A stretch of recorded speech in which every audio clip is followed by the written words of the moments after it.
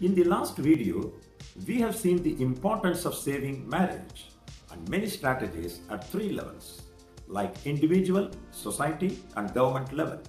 But unfortunately, traditional cultural forces are weakening and getting diluted. Humanity is heading towards non-marriage, no child, no commitment, no nothing. They are tired of playing as an emotional life preserver always. By getting into marriage, you are already doing an anti-gravity feat. Many take marriage lightly and get into it ignorantly.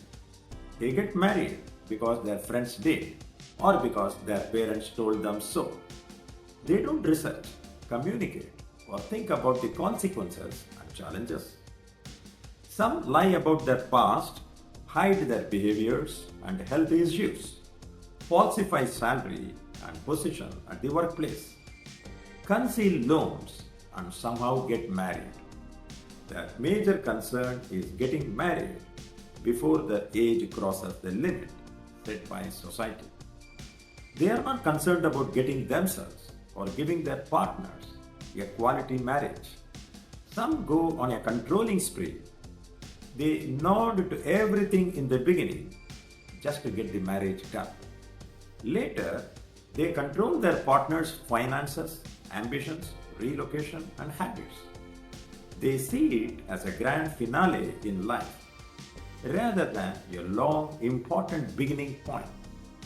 Their thought process is like, let us get married somehow. We will deal with the rest later. But later, they land into battles leading to war of breakup. But the society is going beyond to a dangerous zone, which we will see in this video.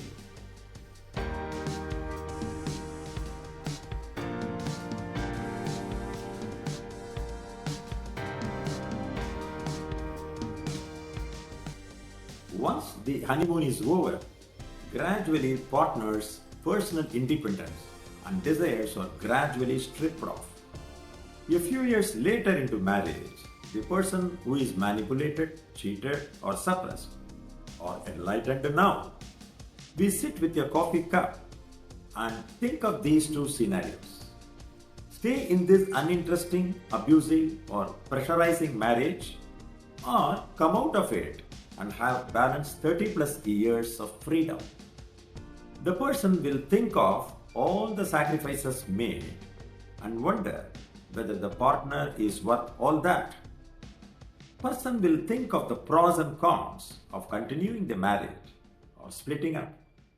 If the partner is not that worthy enough for the balanced 30 plus years of freedom, happiness, fun, and the next relationship which can be better, he gives up on the marriage.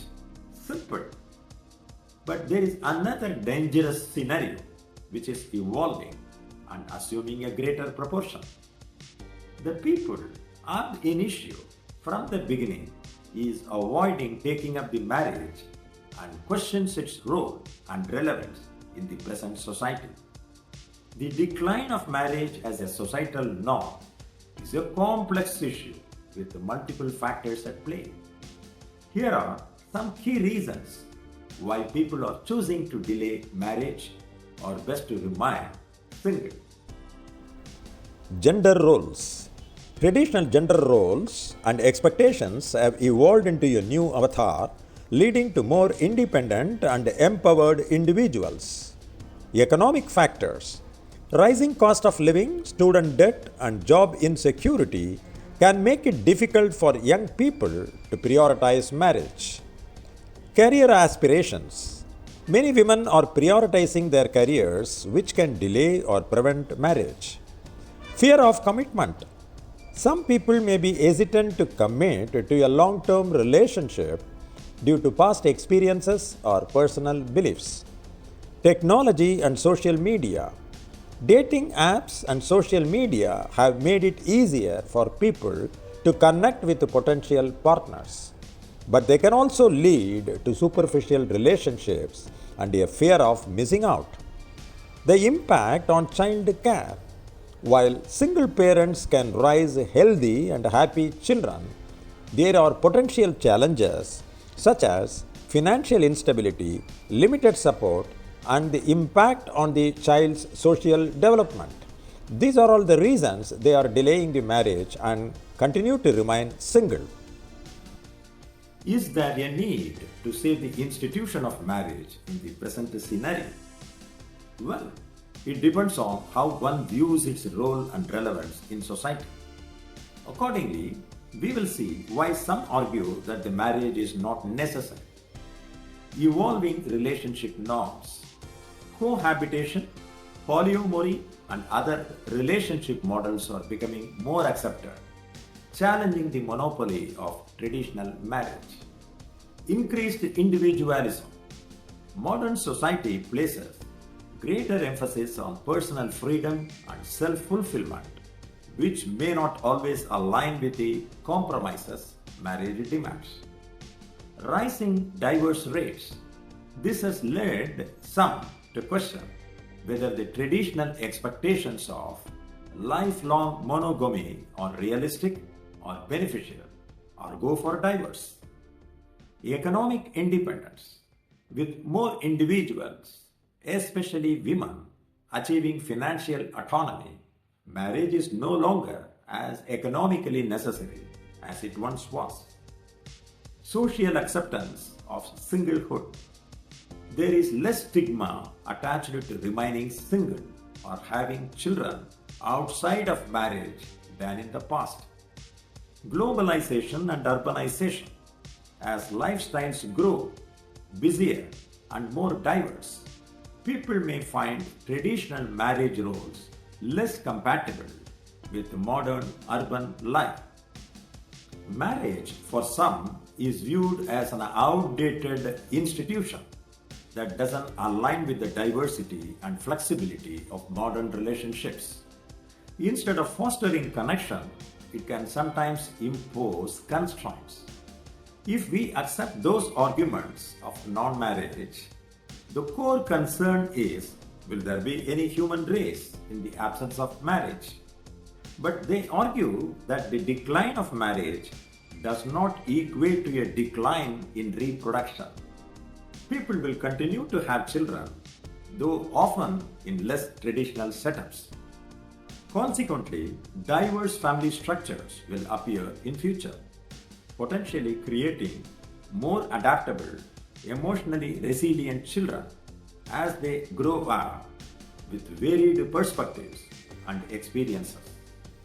Societies might need to redefine what constitutes a family to reflect modern realities while ensuring nurturing and protection of children with consistent caregivers. Strong social systems, including education, healthcare, and community networks, will evolve to ensure children's well-being even in non-marital family arrangements. The protection of progeny and the future of the human race without traditional institution of marriage will be a deep concern. How the progeny will be protected socially and legally with the parenting issues will be a deep debate. The core question, what does marriage offer today? Instead of viewing marriage as an institution that needs saving, the focus could shift to understanding its evolving role in the way forward. Can marriage adapt to be more inclusive of diverse lifestyle? Should it emphasize partnership and mutual respect over rigid traditional roles? People may need to redefine what marriage means in modern times, whether it's a legal protection, emotional partnership, or something entirely personal. Recognizing alternative forms of partnership could ease the societal pressure to conform to one relationship model. Regardless of marital status, the priority should be fostering connections built on mutual love, trust, and respect. It is crucial to maintain such values like love, responsibility, and respect in any family structure to ensure the continued thriving of human relationships. In conclusion, Saving marriage might mean evolving to align with modern values rather than preserving it in its historical form.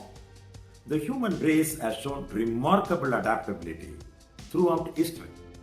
While the decline of marriage as a universal institution could challenge traditional ideas about progeny and social order, humanity is well equipped to develop new systems.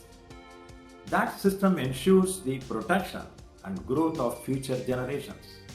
The essence lies not in preserving the institution, but in fostering environments where children can thrive and societies can flourish.